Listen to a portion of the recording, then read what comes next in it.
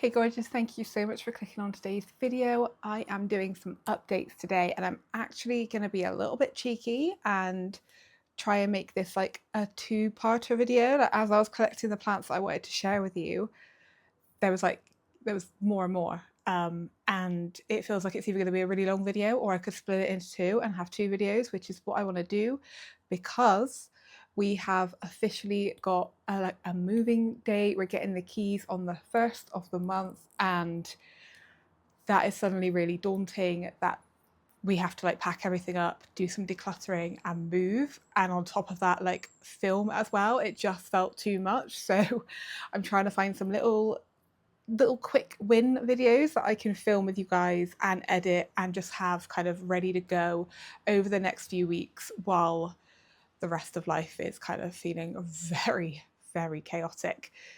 It's another warm day today, cloudy but like muggy warm. So I've got the window open. There is noise going on outside. I'm hoping that the mic will cancel out most of that, fingers crossed. But yeah, I'm going to get into it. Let me count. Hang on.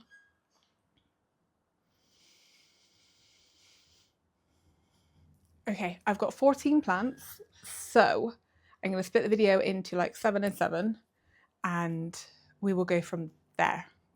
Okay, gang, the first update that I want to share with you all is exciting, and also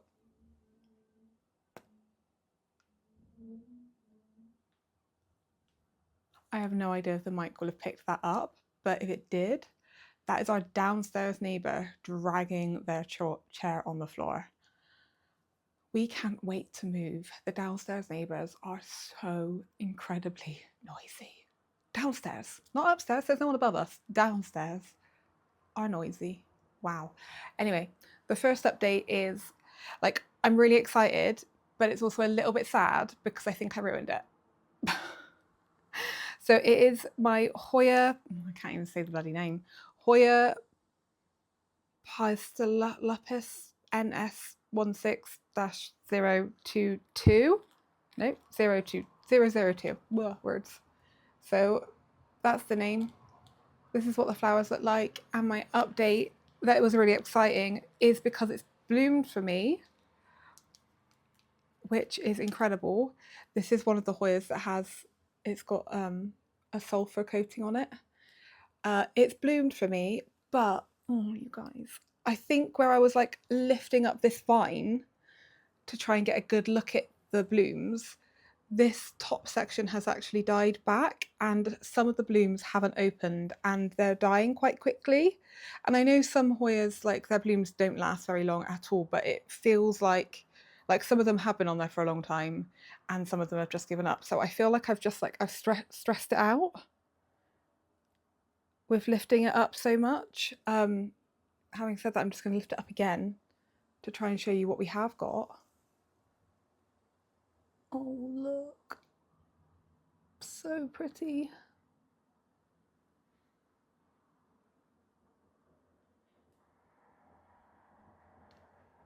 So yeah, look, I don't think this one's going to open up anymore. This one's dying off. There was quite a few more that had been, oh, there it goes, that had been on here.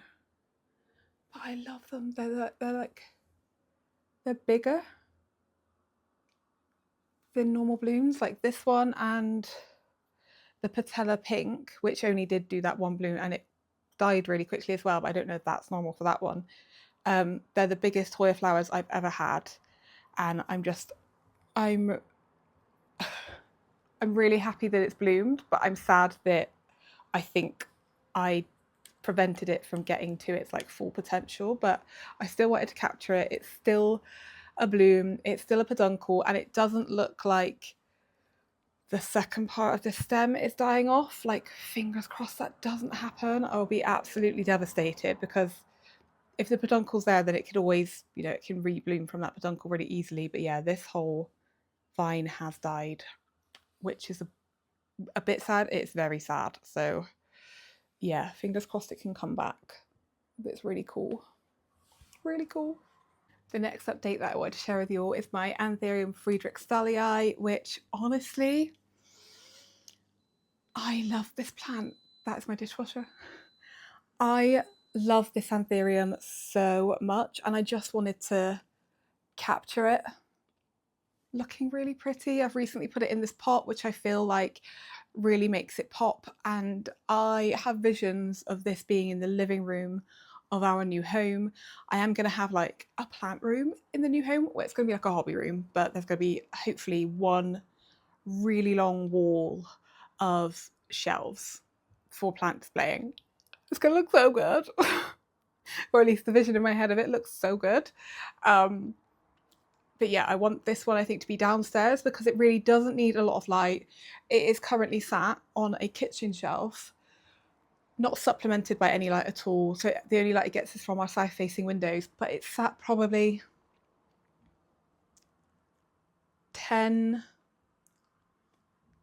feet away from the south-facing window, so absolutely no direct light. It is completely all indirect light, and I would say it's probably like medium to low. And look at it. This was one that I imported, I think, from Equigenera. I don't know what my hand's doing today, sorry guys. This is one I imported from Equigenera a while ago, and it still has some of the original leaves it came with. It really doesn't lose leaves. Does that make sense? It doesn't lose leaves readily. It hangs on to its leaves, guys. This one's the newest. I think last time I showed you it, it was this leaf coming in, and I was really happy that that one kind of like filled a gap that we had going on here. And now it's pushed out this one here. I freaking love it. It's just so good. Like, it's not a velvety pendant anthurium. It is like, it's almost waxy in its texture. But yeah, big fan. This is a bead that I put on it when the leaf was coming out. I kind of have regrets. I kind of wish it wasn't there, but there's nothing I can do about it now other than chopping that leaf off, which I don't want to do. So yeah, anthurium Friedrichsteini, I love it. Oh. Okay, next up is one of my Cordex plants, which I feel like I need to do like an updated Cordex plant collection video. Not that I've got many different to the last one, I don't think, but they look so different at different points in the year that I feel like it'd be good to capture them now. I know I've definitely lost one since that video and maybe gained one or two, so maybe I should. But this is my Uncarina peltata, which I haven't repotted since I got it from the original seller. Who was that? Did I get this one from? I got this one from Mint Plants, so Hayley at Mint Plants, who is just amazing. She, like, the whole premise of Mint Plants is she rescues, I say rescues, rescues collections, like really huge collections from people. I've just realised the camera's really wonky. She rescues collections from collectors. Better? She rescues collections from collectors, so like people who have collected cacti and succulent for years, and oftentimes either that person has passed away or they are like, they're not in a place to be able to care for their collection anymore, and she collects it. She'll purchase it off of that person or that family, and she'll rehab the plants and then she sells them on, and it's amazing. And she had last year, she had a collection that she got from, was it Scotland? Maybe. And that particular person had quite a lot of Cordex plants, so I was like,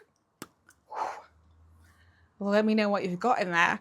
And this one was a part of that collection. There was actually another Uncarina, which I saw at the same time as this one. She's local, so I went to like visit the greenhouse and just have a little mooch around.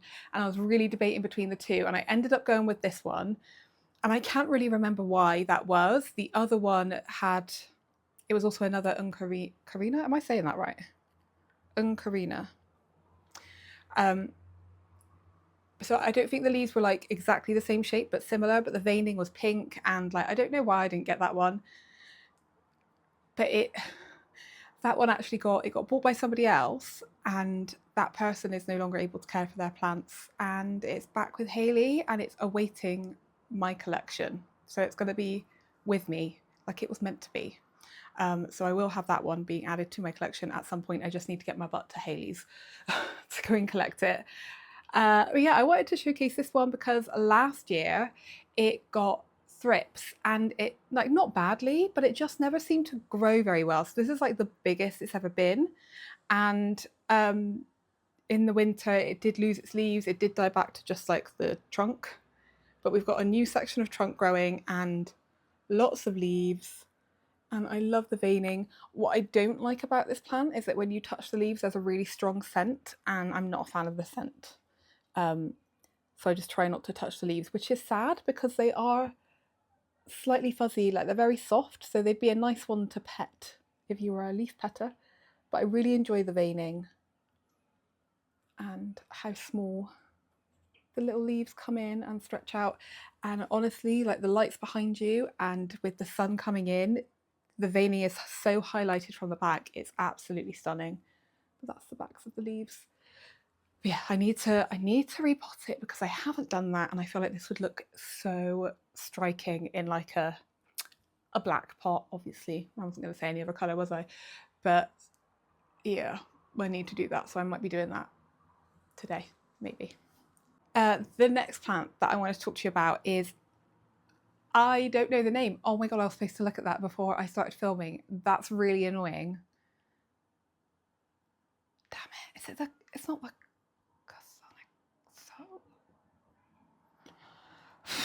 I have two that are similar, and I feel like I can only, I don't know what the name is. That's really annoying, but this is one that I got from my most recent import, I think. The one that I did in, like, I did the unboxing in December last year, and it was really sad. There was actually a mealybug on it. God knows how that got through, but it was just the one, thankfully. She says, just checking. We're in July now. Like, I think if there was more mealybugs on it, I would have known by now. Can't remember the name. It's got 3 growth points, and I think you can tell that one side is much stronger than the other side. But this is supposed to be the variegated version, but there's one side that's obviously a lot more green, which is this side. But there are some leaves that have started coming through with some variegation. That one's a new one. So I feel like, so these 2 sections here, this one at the back, I feel like it's probably mostly green. Like, this is the amount of variegation on this particular stem of growth. That it, I literally, my brain's not working today. This is a very low variegation stem, and then this one in the front has slightly more variegation coming through on the leaves, which is really cute. And then this side is much smaller, and honestly, the way I would describe this growth pattern is cluster. Sorry, like I don't know how else to describe this growth pattern. It's literally a cluster of so many new leaves all coming in at once, and like you can't even differentiate between all the different leaves, but it's dividing itself. So there's this one stem here, you can kind of see it's dividing itself into 2 stems, and there's another growth point here. So part of me was oh no, there's another growth point there. Part of me was wondering whether I cut this stem off and then like plant this one and grow it on its own as like a really highly variegated version, so that it doesn't get completely dwarfed by this one. Like, I feel like if this one gets too big, this section of the plant could take like nutrients and water away from this side. It is a very thirsty plant, so I don't know. What do you think? Like, could that happen?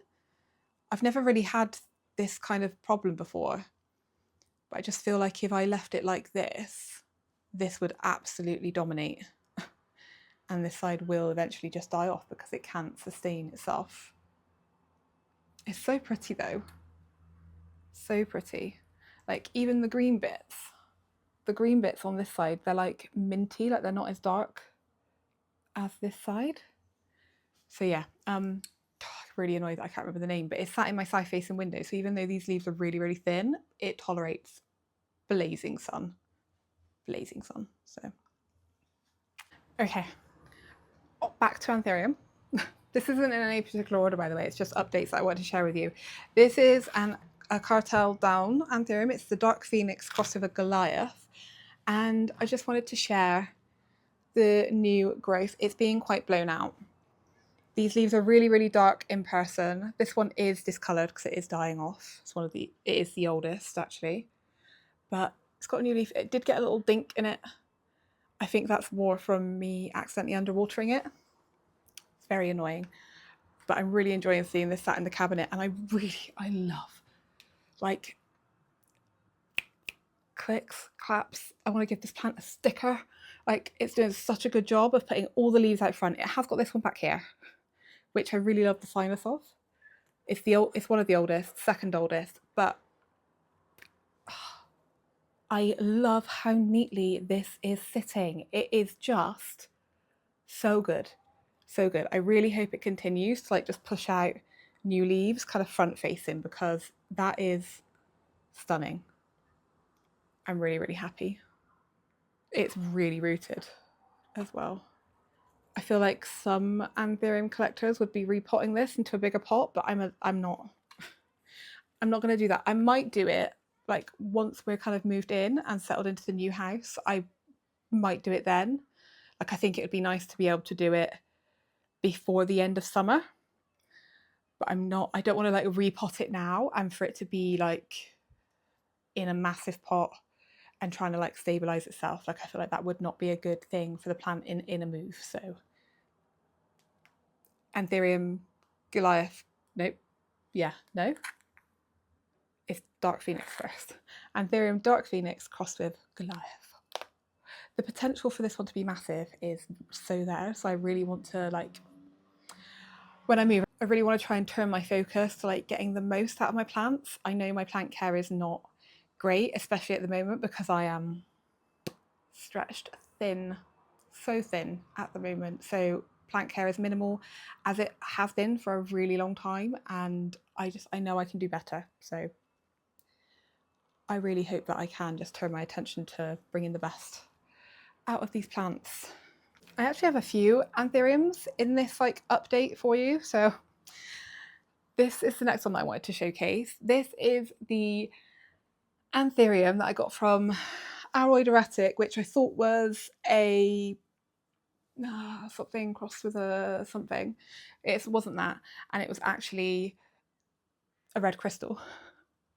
There's a whole discussion about this in another video, but I realised maybe like a month ago that there was a leaf coming out and it was stuck, like proper, like gone past Cinderella slipper vibe. It was so stuck. So I tried to like, I was using one of those water paint pens. I was using one of those to like try and wet the like little, what's it called? Is it the cataphil? Yeah, anyway, I was trying to wet that to like help it come out, and it just, it I don't know, it must have just not been very humid, and it snapped, like, and it wasn't even me trying to like pull it out that snapped, it's just, it didn't make it. It was so stressed out. And then really quickly after, it started pushing out this one, and I love that it's growing and I'm very intrigued, but I am so sad because it's got a fused sinus. Like, and I know when I was showing this before, when this was the newest leaf out, it's a fused sinus here. Like, this section is completely fused, and I like that. I don't mind that, but this is a fully round, it looks like a forgetti-eye sinus, and it's having an issue. It's all kind of scrunched up, but like, there's no heart shape at all. It is completely, I guess, teardrop in its entirety, but like oval shaped at the top. And I'm really sad about it. I want big heart shaped leaves. And like, I know, like, this is from Like I know the dot block plants are becoming more accessible in the UK, but this was from like an original kind of like dot block lineage plant, and I know there is like a lot that have been like they've been like created from so many different kind of versions of plants, and Forgetii is definitely in there. And it's not, you know, it might not stay completely fused like this, but I'm a little bit sad about it. But the colour's pretty. It's been blown out a little bit. But yeah, it's having a bit of a tough time. So I don't know if it might end up not fused because it rips. It's all kind of like scrunched. It'll be interesting to see what happens. Like I haven't even, it is wet because I keep spraying it. So I'm keeping the vessel like topped up with water. This vessel is disgusting. I need to change that. Which I won't be doing until I move. But I keep spraying it each day just to try and help this, like, I don't know, flan out a little bit. I don't know what's going to happen to it, but yeah. I'm sad but intrigued. Okay, really different sidetrack. I've got a begonia to share with you. This is my begonia U185. Yeah, I don't know if it's got a different name. This is one that I got from Grow Tropicals in like December last year. I think it was in maybe like the Boxing Day sale or something that I picked it up. And it's not quite what I wanted it to be, but I am enjoying it. So these were the photos that I'd seen on Instagram and freaking loved, and I added it to my wish list ages ago. And at the time, couldn't find it anywhere in the UK, kind of figured it was probably going to be like a never attainable begonia because it just wasn't available. And then Grow Tropicals happened to have it on their website, and I was like, oh, well, you're coming home with me kind of vibe. And it's like, I don't know whether this person edits the photos or what it is, like how they're growing the begonia, but the colour is just a bit different. You can kind of see that, whereas this one's almost like a, I mean, if I'm remembering correctly, it's like a bluey grey, dark green that looks like a night sky, and then it's got the little white silver dots on it, and that was what I fell in love with. Whereas mine's kind of like, I feel like that is quite a good representation of the colour. Mine's giving like swamp mud green with some stars. But it has been a really, really easy grower. I think that is the newest leaf actually, and it is the spottiest, which is very cute. I don't actually know if the spots fade. I don't feel like they do. No, it's just the spottiest. It is still very cute. I'm just growing it in like normal room conditions. It is in the plant room, but my hygrometer is broken in there, so I actually don't know what the temperature or humidity is in there at all times. But I'm sorry about that noise if you can hear it outside. It's got no special treatment. It's still very much in the moss that it came in, that Grow Tropicals grow it in. This leaf is one of the oldest and is dying off. But yeah, it's been quite pleasant. It's been a pleasant surprise in that it's easy and not fussy. It's not like a terrarium begonia that's needed more from me than I can currently give. And it has been blooming, which you've probably already noticed it flapping around. Really simple little blooms. I might see if a few of my begonias are flowering. I might just test it out, see if I can pollinate this one. I don't know if this is considered a cane begonia. It is kind of growing a bit of a cane, but it doesn't look like a cane, does it? I don't know. I think only my cane begonias are blooming, but we'll see. I don't know whether you can cross. It's really cute. What I didn't talk about was the backs of the leaves. Oh, the colour is absolutely stunning. Really, really love the backs of the leaves, and that really does shine through. Like when a grow light's behind it, or like the window behind it, it is beautiful. And I love that you can kind of see it, the pink in the middle here. So yeah, it's not quite what I wanted it to be, but I am enjoying having it in my collection. Okay, I'm going to stop with the updates for this video here, and stay tuned for next week when part 2 of this video will be up. Thank you so much for watching. Bye.